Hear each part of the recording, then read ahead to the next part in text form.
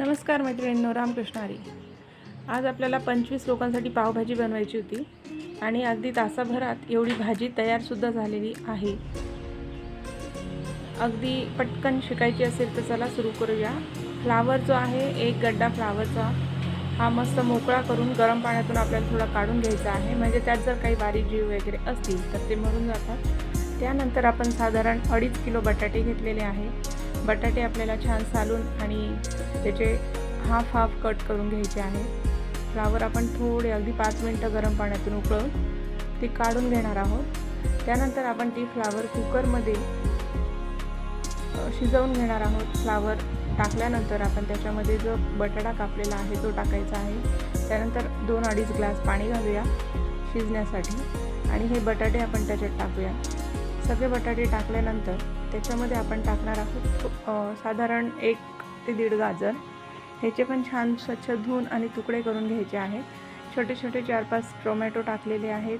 हिरवा वाटाणा टाकलेला आहे. शिमला आपण त्याच्यात टाकणार नाही, शिमला आपण वेगळी शिजवणार आहोत. यानंतर यामध्ये थोडीशी हळद घालायची आणि झाकण लावून फक्त 2 शिट्ट्या करून घ्यायच्या आहेत. इथे बघा, शिमला मी जाड मोठी कट करून हे जे चॉपर आहे याच्यामध्ये मी ते मस्त बारीक करून घेतलेली आहे. एवढं बारीक आपण हाताने नाही चिरू शकत. त्यानंतर इथे मी 4 ते 5 कांदे घेतलेले आहे. हे कांदेसुद्धा आपल्याला चॉपरमध्येच बारीक करून घ्यायचे आहे. तुम्ही बघू शकता. तोपर्यंत आपली भाजीसुद्धा शिजलेली आहे मस्त. टोमॅटो आपण वेगळे काढून घेऊयात प्युरी करण्यासाठी. आणि भाजी जी आहे त्याच्यातनं शिजलेले जे सगळं आहे मटेरियल ते आपण एका मोठ्या परातीमध्ये काढून घ्यायचं आहे. आणि त्याबरोबर ते गरम असतानाच बऱ्यापैकी पटकन बारीक होतं, अशा पद्धतीने आपण ते बारीक करून घेऊया.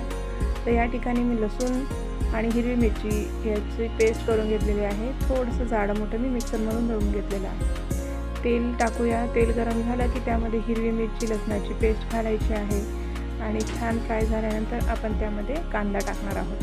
हा बारीक चिरलेला कांदा आहे, पटकन फ्राय होतो. आणि पावभाजीमध्ये असाच कांदा टाकायचा जेणेकरून तो छान टेस्ट पण छान लागते आणि खूप जाड राहिला तर तो व्यवस्थित लागत नाही. त्यानंतर शिमला टाकून आपण छान फ्राय करून घेऊया. तुम्ही बघू शकता मस्त अगदी मीडियम गॅसवर छान शिजून गेले आहे कांदा पण आणि शिमला पण. त्यानंतर आपण त्याच्यामध्ये टाकूया हळद, लाल तिखट, काळा मसाला आणि थोडा गरम मसाला घालायचा आहे. त्यानंतर तिखट तुम्ही तुमच्या आवडीनुसार घ्या, कमी जास्त करू शकता. इथे आपण टोमॅटो जे टाकले होते शिजायला त्याची प्युरी करून घेतलेली आहे. ही प्युरी आपल्याला त्याच्यामध्ये टाकायची आणि तेल सुटेपर्यंत छान परतून घ्यायचं आहे. आता ज्या कुकरमध्ये आपण भाज्या शिजवल्या होत्या त्या कुकरमध्ये जे पाणी शिल्लक आहे ते थोडं थोडं करून वापरूया. तुम्ही बघू शकता आपल्या भाजीला छान तर्रीसुद्धा आलेली आहे. आता आपण त्याच्यात मीठ घालूया चवीनुसार आणि मीठ घातल्यानंतर आपण त्याच्यावरची जी तर्री आहे ती काढून घ्यायची आहे.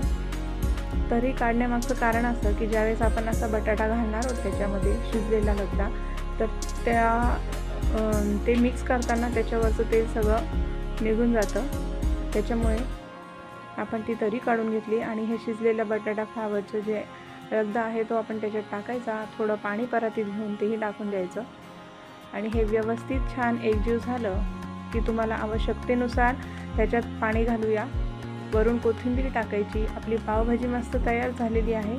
तर्री आपण सगळ्या शेवटी वरतून टाकणार आहोत व्यवस्थित मिक्स करून झाल्यानंतर. आणि अतिशय सोप्या पद्धतीने आणि मस्त अशी पावभाजी तयार झालेली आहे. याच्यामध्ये तुम्ही बटर पण घालू शकता.